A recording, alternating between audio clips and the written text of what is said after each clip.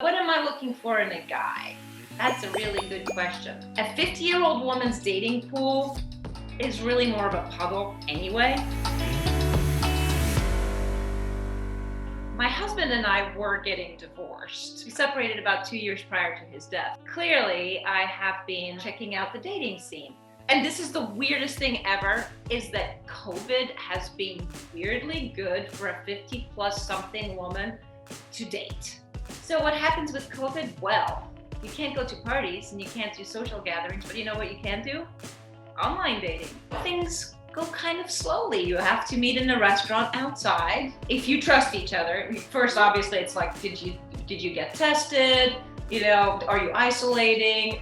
All of this stuff. Making connections online, that one's a little bit tricky. Usually I look for a sense of humor and some sort of wit, because if you don't have that, you can be really nice, but you're not going to engage me. So here's another thing I discovered on dates after 50, is that occasionally the men end up talking about themselves the entire dinner. Now, I don't remember if it was like this when I was like 18 and 17, because I think when I was that age, it wouldn't have bothered me. I would have thought, oh, how fascinating. You are so wonderful. You're so cool. You do so many things. You know, now being 50 plus, I'm like, dude, are you ever gonna ask me a question?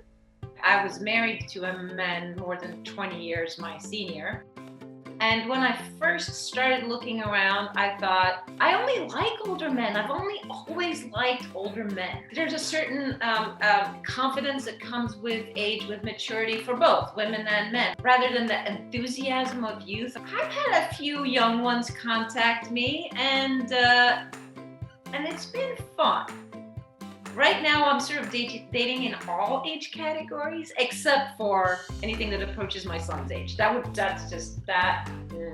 thanks. If I could actually be your mother, pass. When I meet somebody new, I feel really, I'm really insecure. I just turned back into being a 19-year-old. I never grew up. I was doing the same kind of crap that a 19-year-old does. You know, a lot of like, and sort of making yourself nice for the guy, like all this stuff. And I was like, who am I? Who is this? Who is on this date? It doesn't even seem like me. It was kind of terrifying at first, actually. Being aware of it obviously helps a little bit too, but I don't think I'm very good at it still. Here's a really good news for us 50-something, and I was really terrified of this because I keep hearing these menopause stories in which women are like, you better get in all the sex you can in your 40s because things will really change. And it turns out, ladies, things can be better than ever. And I mean, actually better. Not only are you good at sex and you know what you want and you know what pleases you and you know how to do things, when you're not trying so hard to please somebody else, your experience is so much the better. When my marriage was over, clearly over, I started looking around and I thought, I just want to have some fun. I just want to play around. I don't want anything serious. Do I want to fall in love again? Well, yeah.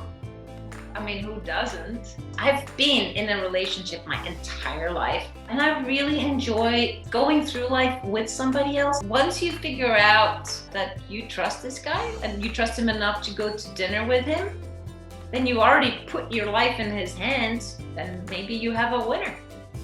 Is there a special someone in my life now? I'm not gonna answer that question quite yet.